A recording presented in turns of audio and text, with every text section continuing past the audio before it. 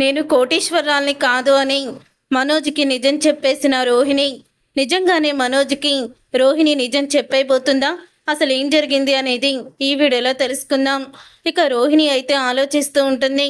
ఇప్పుడు అత్తయ్య ముందు నేను ఎలా నిలబడాలి? నా వల్ల ఆస్తి వస్తుందని అత్తయ్య నన్ను ఇంటి కోడల్ని చేసుకుంది. ఇప్పుడు ఏం అడుగుతుందో ఏంటో అని ప్రభావతి దగ్గరికి వెళ్తుంది. చూసారా అత్తయ్య, ఎంత ఘోరం జరిగిపోయిందో అని అంటూ ఉంటుంది. అప్పుడే ఇక రోహిణి అలా అనేసరికి ప్రభావతి జరిగిపోయింది, చావు కబురు చల్లగా చెప్పాడు కదా మీ మావయ్య అని విసుక్కుంటుంది ప్రభావతి. అదేంటత్తయ్య, మా నాన్న సడన్గా చనిపోతారని మేమేమన్నా అనుకున్నామా అని అంటూ ఉంటే, అనుకోలేదమ్మా, నువ్వు అనుకోలేదు, నేను ఏదేదో ఊహించుకొని నిన్ను ఇంటి కోడల్ని చేసుకున్నాను. అంతా తారుమారైపోయింది.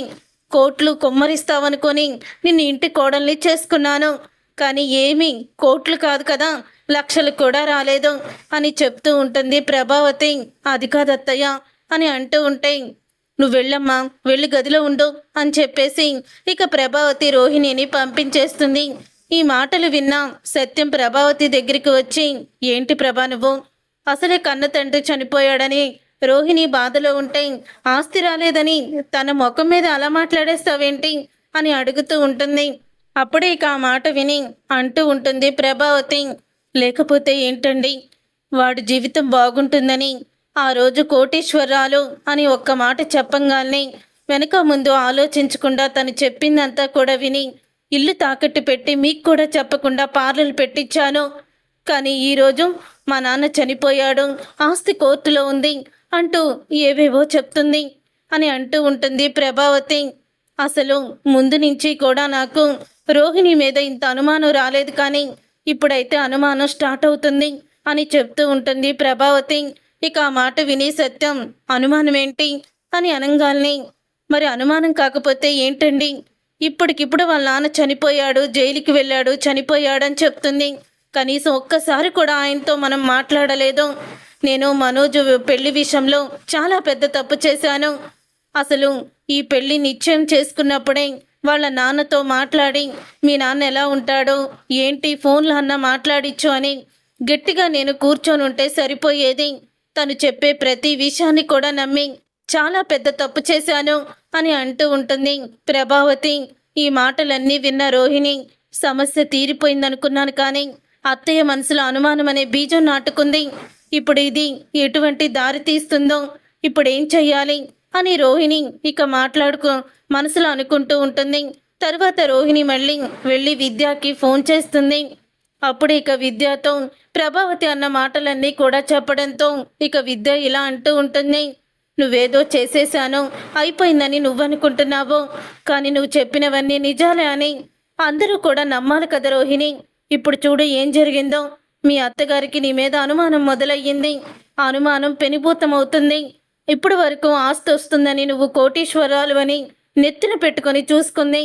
కానీ ఇప్పుడు మీ నాన్న పోయాడు, ఆస్తి రాదని తెలుసుకున్నాక మీనా కన్నా నీ బ్రతికి హీనంగా ఉంటుంది, గుర్తుపెట్టుకో అని అంటూ ఉంటుంది. అప్పుడే ఇక విద్య ఇక ఆ మాట విని, రోహిణి నువ్వు అలా మాట్లాడికే నాకు భయమేస్తుంది అని చెప్పుకుంటూ వస్తుంది. రోహిణి, సరేలే, నేను మళ్ళీ తర్వాత చేస్తాను, మా మమ్మీ ఫోన్ చేస్తుంది, ఉంటాను అని విద్య ఫోన్ పెట్టేస్తుంది. తర్వాత ఫోన్ ఛార్జ్ పెట్టి రోహిణి అయితే ఇక భోజనం చేయడానికి బయటికైతే వస్తుంది.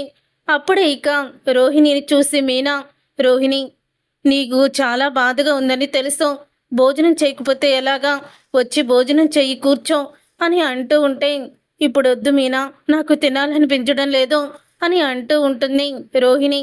అలా అనకు రోహిణి, కొంచెం తిను, లేకపోతే నీరసం అంటూ మీనా అయితే ఇక బ్రతిమలాడి మరి భోజనం దగ్గర కూర్చోబెడుతుంది రోహిణిని.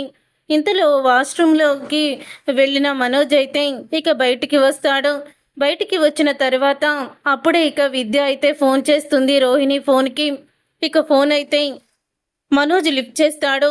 ఇక మనోజ్ లిఫ్ట్ చేసి ఇలా అంటూ ఉంటుంది, మనోజ్ ఫోన్ లిఫ్ట్ చేశాడని తెలియక విద్య ఇలా అంటూ ఉంటుంది, మరి ఇప్పుడు ఏం చేస్తావే, మీ అత్తగారికి అనుమానం వచ్చింది, నాకు తెలిసి బాలు కూడా నిన్ను అనుమానిస్తూనే ఉన్నాడు, బాలు ఖచ్చితంగా అసలు నువ్వు కోటీశ్వరాలువో కాదో అని నిజం తెలుసుకుంటాడు. బాలు నీ మాటలు ఏవి కూడా నమ్మడు. అందరినీ నమ్మించగలని కానీ బాలుని మాత్రం నమ్మించలేవు.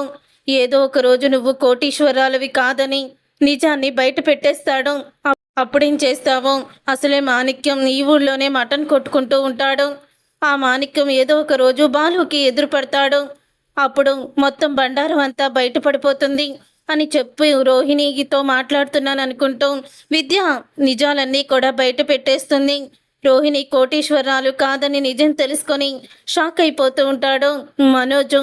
ఆ పెళ్లి రోజే నీకు చెప్పాను ఈ నిజాన్ని చెప్పేమని, కానీ నువ్వు చెప్పలేదు. పెళ్లి దగ్గర నుంచి అబద్ధాలు ఆడుతూనే వచ్చావు. తీరా మలేషియా టికెట్లు బాలు కొనేసరికి ఇప్పుడు మీ నాన్న చచ్చిపోయినట్టు సృష్టించేశావు అని విద్య అయితే అంటుంది. అప్పుడు ఇక ఫోన్ కట్ చేసేస్తాడు మనోజ్. ఫోన్ కట్ చేసేసరికి ఎవరో వచ్చుంటారు, అందుకే ఫోన్ కట్ చేసేసిందని విద్య అనుకుంటుంది తప్ప తనకైతే అనుమానం రాదు. తర్వాత ఇక రోహిణి లోపలికైతే వస్తుంది గదిలోకి వచ్చిన రోహిణిని చూసి ఇక మనోజ్ అలా మౌనంగా ఉండిపోతాడు కోపంగా చూస్తూ.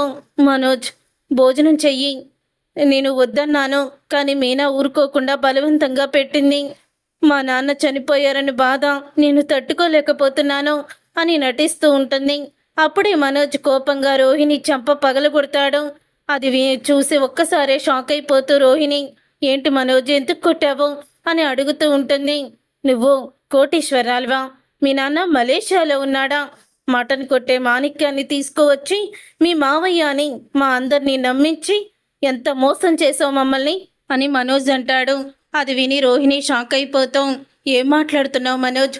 నేను కోటీశ్వరాల్ని కాకపోవడం ఏంటి? ఏమైంది నీకు అని అడుగుతూ ఉంటుంది రోహిణి. నీ ఫ్రెండు విద్య నీతో మాట్లాడుతున్నానని అనుకుంటావు, నాతో నిజాలన్నీ చెప్పేసింది. నువ్వు కోటీశ్వరాలవి కాదని, మలేషియాని అబద్ధం చెప్పావని, మీ నాన్న చనిపోయినట్టు ఇప్పుడు నటిస్తున్నావని అన్ని విషయాలు చెప్పేసింది అని అంటూ షాకిస్తాడు రోహిణికి మనోజ్. అది విని అప్పుడే ఇక రోహిణి ఇలా అంటుంది. మనోజ్ అది కాదు మనోజ్, అది ఏదోలా చెప్పుంటుంది అంతే అని అంటూ ఉంటాయి. ఏదోలా కాదు, అన్నీ కరెక్ట్గానే చెప్పింది, నాకేమీ చెవుడు రాలేదు అని మనోజ్ అంటాడు. అది కాదు మనోజ్, నా మాట విను అని అనగానే నీ మాట వినే ప్రసక్తే లేదు అని చెప్తూ ఉంటాడు మనోజ్. అవును, నేను కోటీశ్వరాల్ని కాదు, నేను నిన్ను పెళ్లి చేసుకోవాలని అలా చెప్పాను. ఎందుకంటే అత్తయ్యకి డబ్బు పిచ్చి కోటీశ్వరాల్ని తీసుకొచ్చి నీకు భార్యగా చెయ్యాలనుకున్నారు. కానీ నేను నిన్ను ప్రాణానికి ప్రాణంగా ప్రేమించాను. నేను ఒక అనాథని, కానీ నువ్వు నాకు కుటుంబాన్ని ఇస్తూ ప్రేమని పంచుతావని నమ్మకంతో నిన్ను ప్రేమించి నిన్ను పెళ్లి చేసుకోవాలని ఇలా అత్తయ్య దగ్గర అబద్ధం చెప్పాను. ఆ రోజు పెళ్లి రోజు నీకెన్నోసార్లు నిజం చెప్పాలని అనుకున్నాను, కానీ నాకు కుదరలేదు. నన్ను క్షమించు. కేవలం నిన్ను పెళ్లి చేసుకోవడానికి, నిన్ను ప్రేమించినందుకే నేను ఇలా అబద్ధం చెప్పాను తప్ప నిన్ను మోసం చేయాలని కాదు మనోజ్, కాదు అని మనోజ్ని కౌగిలించుకొని ఏడుస్తూ ఉంటుంది రోహిణి. చూశారుగా ఫ్రెండ్స్, మరి రోహిణి చెప్పిన మరో అబద్ధాన్ని మనోజు నమ్ముతాడా? మరి మనోజు తను కోటీశ్వరాలు కాదన్న నిజాన్ని ప్రభావతికి చెప్తాడా అనేది రాబోయే కథలో తెలుసుకుందాం.